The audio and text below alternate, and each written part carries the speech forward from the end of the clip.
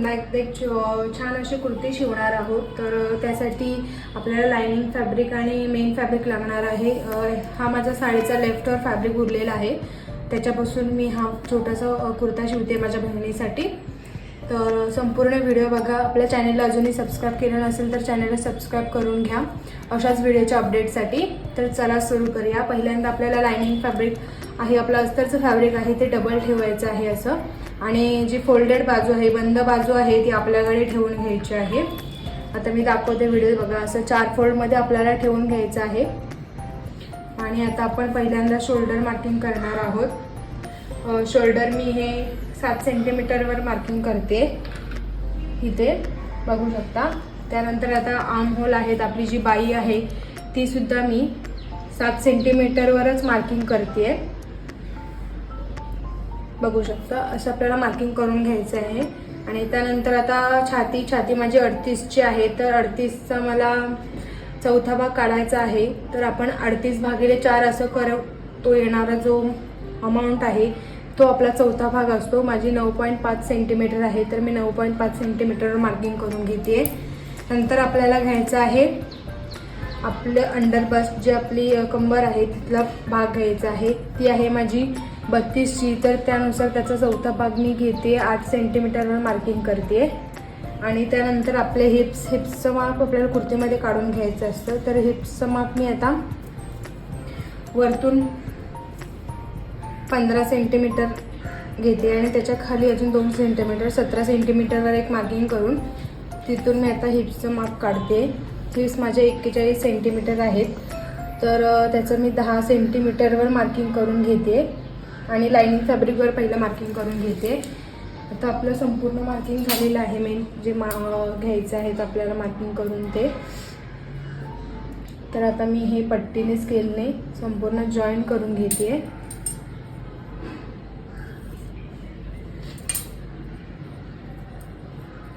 जास्त काही कपडा खूप छोटा आहे, पण त्या साईजमध्ये बसेल म्हणून मी कपडा वाया घालवत नाही आहे। एक शेप देऊन घेते कुर्तीचा, असा कुर्तीचा शेप तुम्हाला सुद्धा देऊन घ्यायचा आहे नॉर्मल। आणि मग त्याला असा एक नेहमी जो शेप देतो तो आपण शेप देऊन घेणार आहोत कुर्तीचा। त्यानंतर आता आपली गळ्याची रुंदी मी 3 सेंटीमीटरवर ठेवते, 3.5 सेंटीमीटरवर ठेवते। आणि गळ्याची उंची मी ही 4 सेंटीमीटरवरच ठेवते आणि सिंपल राऊंड नेक देते मी पुढच्या गळ्याला। हा आपला फ्रंट पार्ट आहे, असा शेप देऊन घेते मी गळ्याला। आता आपण आर्म होलला इथे अर्धा इंच मार्किंग करून मग आपला आर्म होलचा जो शेप येतो तो देऊन घ्यायचा आहे असा। आणि नंतर इकडे आपण स्लीवलेस कुर्ती करणार आहोत, त्याला स्लीव्स वगैरे काही करणार नाही आहोत। तर चला पुढच्या भागामध्ये बघू। कटिंग करून घेणार आहोत। पहिल्यांदा मी डायरेक्ट फक्त स्लीव्स कटिंग करून घेते, आर्म होलचा शेप कट करून घेते।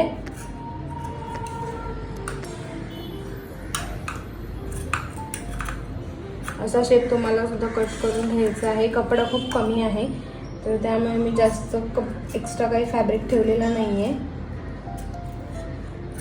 आता आर्म होल आपले कट करून झालेले आहेत आणि फक्त थोडंसं आपण साईडून एक शेप देणार आहोत कुर्तीचा, जसं व्हिडिओ दाखवते तसंच तुम्हाला करायचं आहे। बाकी एक्स्ट्रा मी काहीच कट करत नाही आहे,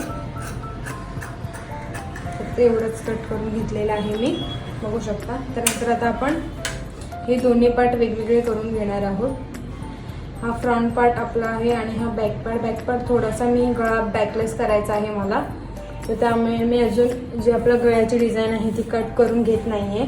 तर चला पहिल्यांदा आपण फ्रंट पार्टची कट करून घेऊया। पुढच्या बाजूचा गळा आपण आता कट करून घेणार आहोत आणि अतिशय सिंपल असा ठेवते मी गळा।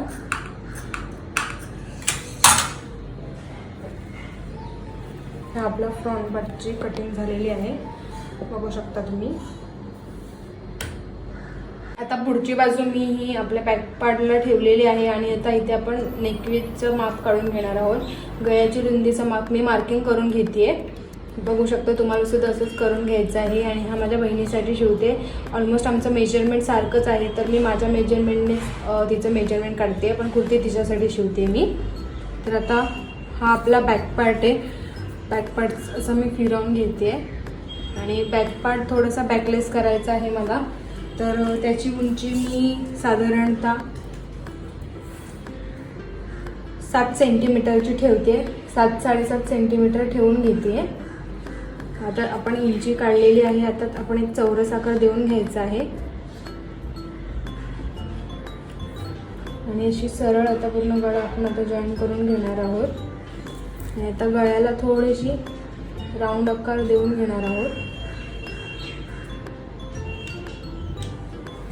बघू शकता असं राऊंड आकार आपल्याला देऊन घ्यायचा आहे. आणि आता आपण कट करून घेणार आहोत. पहिल्यांदा आपल्याला अस्तरचं फॅब्रिकच कट करून घ्यायचं असतं. म्हणजे अस्तरचं फॅब्रिक व्यवस्थित कट झाला तर आपण ते डायरेक्ट मेन फॅब्रिकवर ठेवून डायरेक्ट कटिंग करू शकतो आणि ते अतिशय सोपं पडतं. तर अशा प्रकारे तुम्हाला सुद्धा कटिंग करून घ्यायची आहे. सगळं मार्किंग वगैरे असंच करून घ्यायचं आहे. आता आपला हा बॅक पार्टसुद्धा कटिंग करून झालेला आहे. बघू शकता तुम्ही. मी जास्तसुद्धा बॅकलेस नाही ठेवले, नॉर्मलच ठेवलं आहे. आता त्यानंतर आता आपण मेन फॅब्रिक ठेवलेला आहे. आपला हा मेन फॅब्रिक आहे आणि आता त्याच्यावर अस्तर ठेवून घेतलेलं आहे. पुढच्या बाजूची पहिल्यांदा मी कटिंग करून घेते. जर तुम्ही बिगिनर्स असाल तर तुम्ही इकडे टाचन लावून सुद्धा दोन्ही भाग जॉईन करून मग कटिंग करू शकता. आता माझा हात बसलेला आहे तर मी डायरेक्ट कटिंग करून घेते. तर जे बिगिनर्स आहेत त्यांनी टाचन लावून मगच कटिंग करायची आहे, म्हणजे कपडा हलणार नाही आणि व्यवस्थित येईल.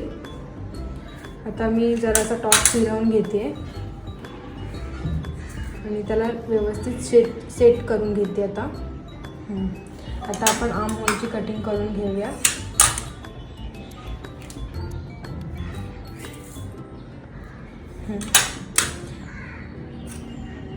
आणि खूप सोप्या पद्धतीत मी तुम्हाला सांगते. तर अशाच पद्धतीत तुम्हाला सुद्धा कटिंग करून घ्यायचं आहे.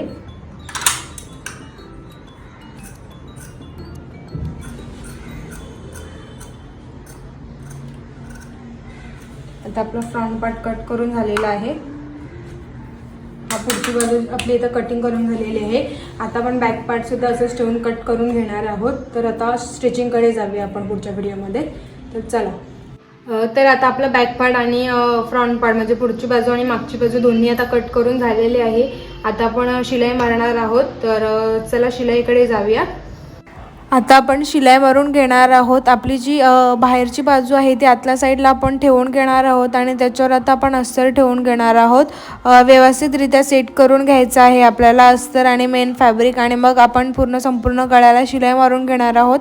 आपली जी नेक आहे तिला शिलाई मारून घेणार आहोत. तर चला संपूर्ण शिलाई आता मी मारून घेते. आता मी संपूर्ण शिलाई मारून घेते. बघू शकता तुम्ही. आपल्याला नेकला शिलाई मारून घ्यायची आहे आणि अर्धा इंचावरच संपूर्ण शिलाई मारून घ्यायची आहे आणि व्यवस्थितरित्या सेट करून मग शिलाई मारून घ्यायची आहे. कपडा सरकता कामा नये, नाहीतर शिलाई वाकडी गेली तर नेक आपला बरोबर फोल्ड होत नाही. तर अशा रीतीने तुम्हाला सुद्धा शिलाई मारून घ्यायची आहे. तर चला आता बघूया पुढे. आता मी ही संपूर्ण शिलाई मारून घेते. आता हा आपण फ्रंट पार्टला शिलाई मारून घेते. आर्म होलला सुद्धा आपण शिलाई मारून घ्यायची आहे अशी संपूर्ण. आता मी संपूर्ण शिलाई मारून घेते आणि मग तुम्हाला एकसाथ दोन्ही पार्ट मी दाखवते. आता आपण ही शिलाई मारून घेतलेली आहे. तर आता आपण आपलं हे संपूर्ण आता पलटून घेणार आहोत. तर अशा प्रकारे आपल्याला जेवढे आपण पार्ट शिलाई केलेले आहेत तेवढे आता आपण हे करून घेणार आहोत. हा बॅक पार्ट आहे. तर बॅक पार्टला मी आता पलटून घेते. आता आपलं पुढचा आणि मागचा भाग दोन्ही मी पलटून घेतलेला आहे. बघू शकता तुम्ही. अशा रीतीने संपूर्ण शिलाई मारलेली आहे आणि दोन्ही भाग आपल्या ऑलमोस्ट गळ्याची डिझाईन वगैरे सगळी रेडी आहे. आता पुढच्या आणि मागच्या बाजूला मी आता इस्त्री करून घेतली आहे. इस्त्रीने व्यवस्थित गळा एकदम सेट करून घेतलेला आहे. कपड्याची नेहमी इस्त्री करून घ्यायची आहे आपल्याला, म्हणजे व्यवस्थित शिलाई सुद्धा बसते आणि कपडा एकदम सेट बसतो. आता त्यानंतर आता आपण इकडनं साईडनं संपूर्ण शिलाई मारून घेणार आहोत. पूर्ण कुर्तीला आपण आता संपूर्ण शिलाई मारून घेणार आहोत आणि ही शॉर्ट कुर्ती शिवते मी. तर चला बघूया. तर आता आपण इकडे संपूर्ण शिलाई मारून घेणार आहोत. त्याला आपण दाब शिलाई अशी बोलतो. तर आधी पहिल्यांदा मी शिलाई मारून घेते आणि मग संपूर्ण दोन्ही भाग तुम्हाला मागचा आणि पुढचा भाग दाखवते की कशा प्रकारे मी शिलाई मारून घेतलेली आहे गळ्याला वगैरे. आता आपण गळ्याला सुद्धा शिलाई मारून घेतलेली आहे आणि संपूर्ण साईडला शिलाई मारून घेतलेली आहे. बघू शकता तुम्ही. दोन्ही पाटला आता मी शिलाई मारून घेतली आहे. पुढच्या आणि मागच्या दोन्ही पाटला मी व्यवस्थितरित्या शिलाई मारून घेतलेली आहे. तुम्हाला सुद्धा अशी शिलाई मारून घ्यायची आहे. आणि त्यानंतर आता आपण असं कपडा ठेवून घेणार आहोत आणि शोल्डर जॉईन करून घेणार आहोत दोन्ही पार्टचे. आता आपण जी कुर्तीची साईडची बॉर्डर असते आपली दोन्ही पार्टच्या चारही साईडला आपण आता व्यवस्थितरित्या शिलाई मारून घेणार आहोत. व्हिडिओत दाखवते तशी आपल्याला फोल्ड करून घ्यायची आणि तसंच शिलाई मारून घ्यायची आहे. जास्तसुद्धा फोल्ड करायची नाही, अगदी व्यवस्थित छोटीशी फोल्ड करून मग शिलाई मारून घ्यायची आहे. आता आपण ही शिलाई सगळी मारून घेतलेली आहे. बघू शकता आपण साईडची जी बॉर्डर आहे तिला संपूर्ण शिलाई मारून घेतलेली आहे. आता आपण फिटिंग करून घेणार आहोत कुर्त्याची पूर्ण इकडनं आता फिटिंग करून घेणार आहोत. तर चला बघूया. आणि आता मी गळ्याला लेस लावून घेते. सिंपल बॅक नेक डिझाईन होतं तर त्याला काहीतरी युनिक करण्यासाठी मी ही मॅचिंग लेस आणलेली आहे. तर लेस मी आता लावून घेते आणि दोन साईडने लावते, म्हणजे वरती आणि थोडी खाली मध्ये गॅप सोडते, तिथे मी गोल्डन मणी लावते. तर पुढे बघा मी कशा प्रकारे आता इथे मणी लावून घेते. मध्ये गॅप आहे तर गोल्डन मण्याचा यूज करते मी याच्यामध्ये. तुम्हाला हवं तुमच्या कुर्तीनुसार जो मणी शोभेल ते तुम्ही लावू शकतात. मला गोल्डन सूट झाला तर मी गोल्डन लावून घेते. तर आता ऑलमोस्ट आपली कुर्ती शिवून झालेली आहे. पुढच्या व्हिडिओमध्ये तुम्ही बघू शकता आपली कुर्ती खूप सुंदर अशी शिवून झालेली आहे. व्हिडिओ आवडला असेल तर व्हिडिओला लाईक करा आणि चॅनलला सबस्क्राईब करायला अजिबात विसरू नका आणि बेल आयकॉन प्रेस करून ठेवा अशाच व्हिडिओच्या अपडेटसाठी.